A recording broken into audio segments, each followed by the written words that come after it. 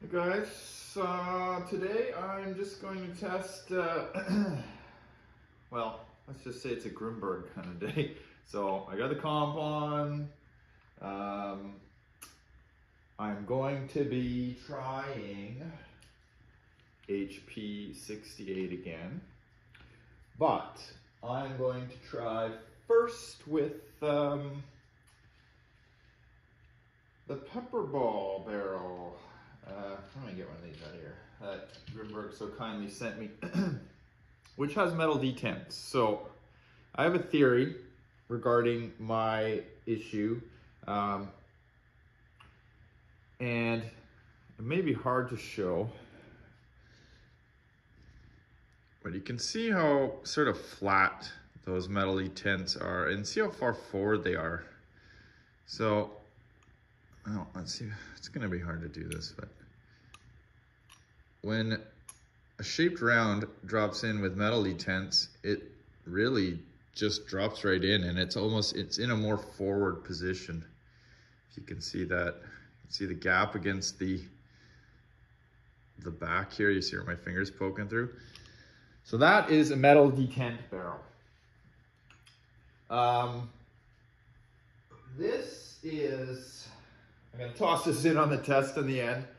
This is an eBay barrel with a Tiberius 8-inch extension on the end, a hush shot. And I use Convertech detents.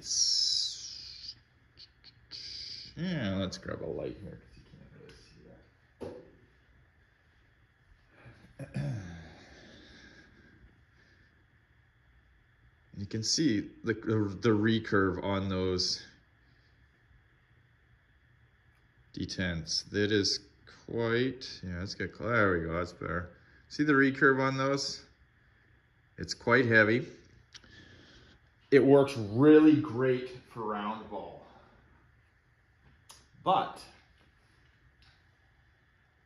with shape projectiles, I'll pop this in here, you can already see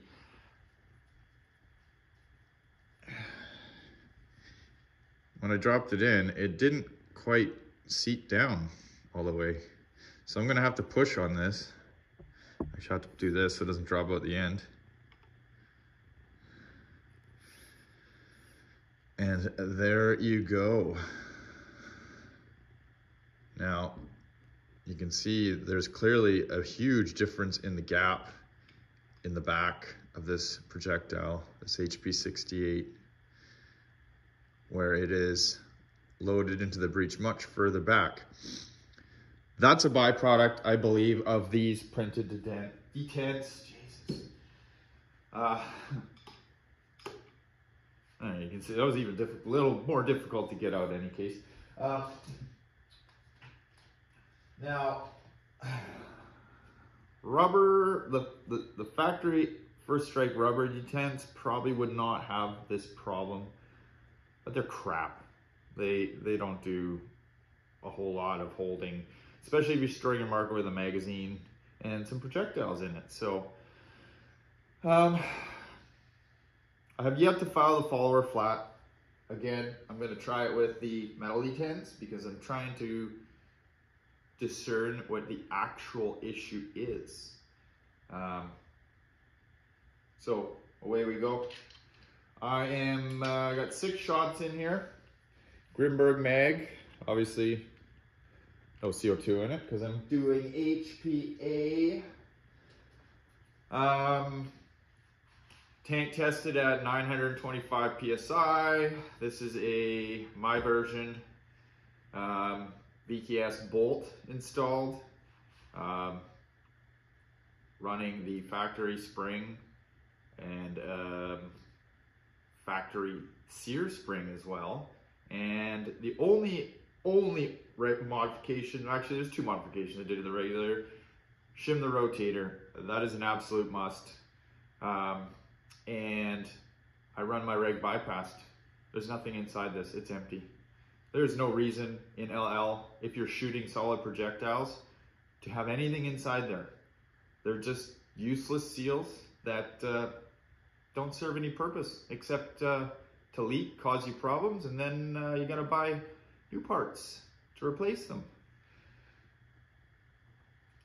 And if you wanted to shoot pepper balls with a bypass rig, you would have to adjust your tank pressure down. So 925 with an open reg like this is just gonna be 925 PSI. Whatever FPS I see is what I see. Now, if you're trying to get your FPS down to account for a projectile that is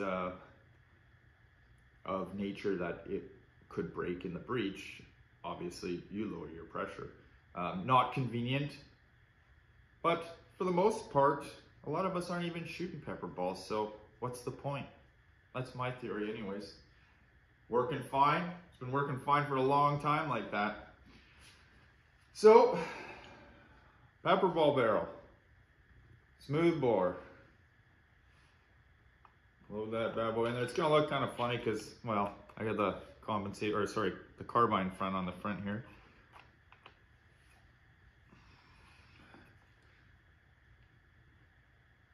All right.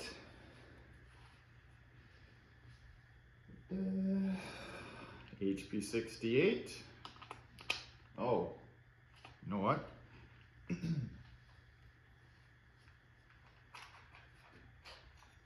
I should measure this barrel because I haven't actually measured it.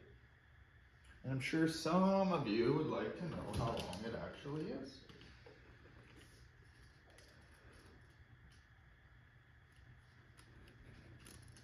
I'll go back to the camera here. 5 inches. What I didn't measure though, and I don't have my calipers, is the bore size on this. I think they're 688. Not sure, but don't quote me. All right, where were we? Shove her in there.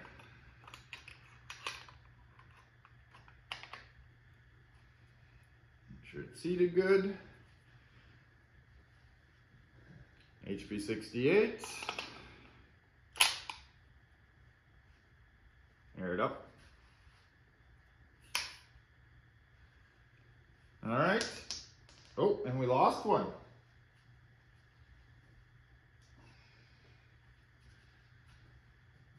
We lost one with the metal detent. So, let me just redo this. That's almost something of an M17 that would do that spit the round out on you when you air it up. So now it's aired up. I want the full 6 shots in case it works. Back in we go. Interesting. Another one fell out. The next one, so I'm obviously not going to look down the barrel. I'm going to assume that it's loaded correctly in there, but I find it strange that one keeps falling out. I probably can flex these detents a little bit, get a little more grab on them, but see if it fires. If it doesn't, we're going to counter rifles.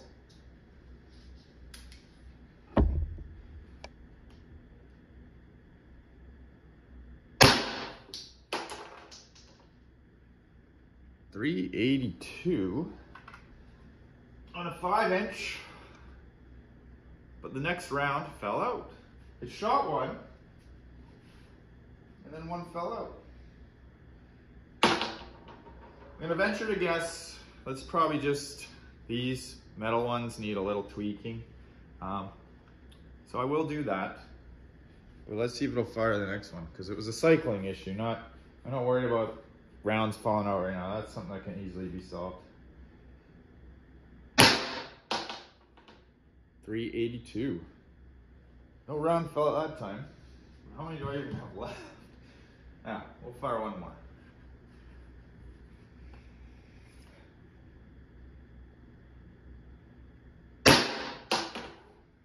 .376.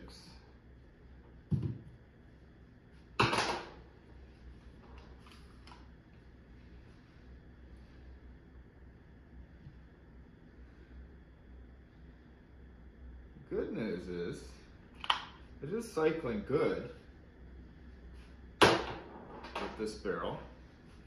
That's a pretty impressive number for a little 5-inch barrel. The round dropping, I'll have to fix that. But I know you guys want to see that long barrel.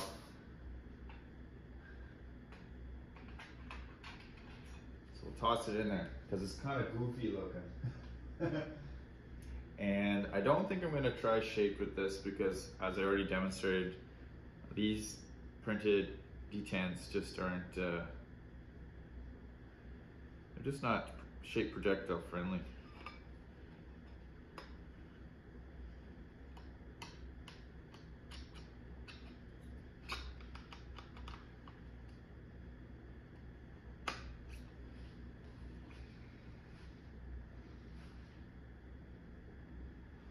Yeah, of course, the eBay barrels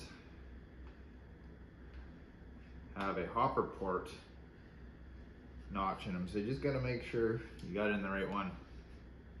So you can see there, a little bit ridiculous. That's 2 joule.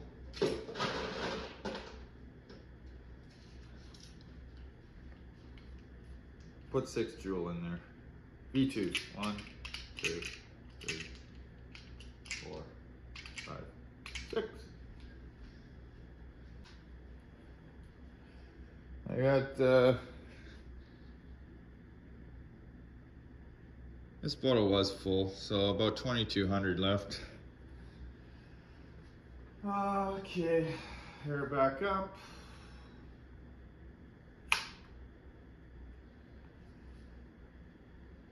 Well, balls fell at the end. I know, you guys are waiting for the ball innuendos. At least somebody was. Okay.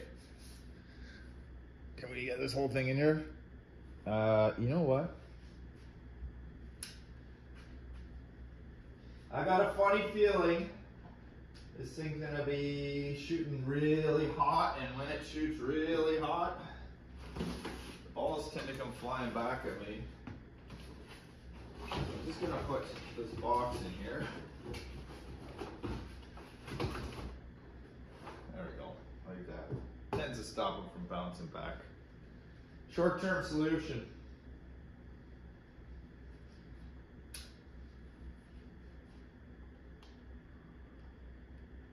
Fuck, I hope I'm not too close.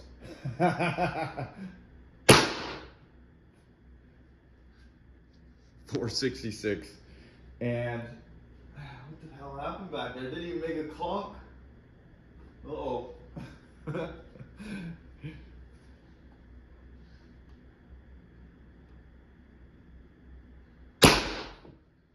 468.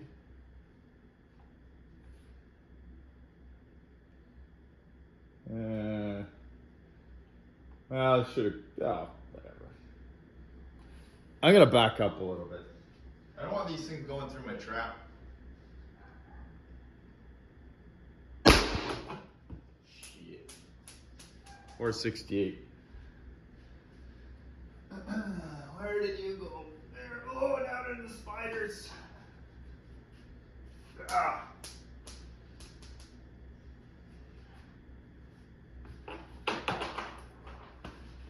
You know it is, garage life. You got one more in there. Try not to hit the same hole.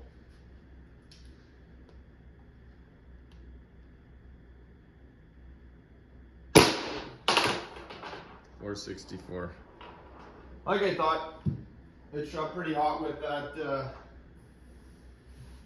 well, no bulges on the back, so that's good. Shot really hot with the long extension on it, but most of you guys know, long barrels, that's what they do. Well, that's about it for today.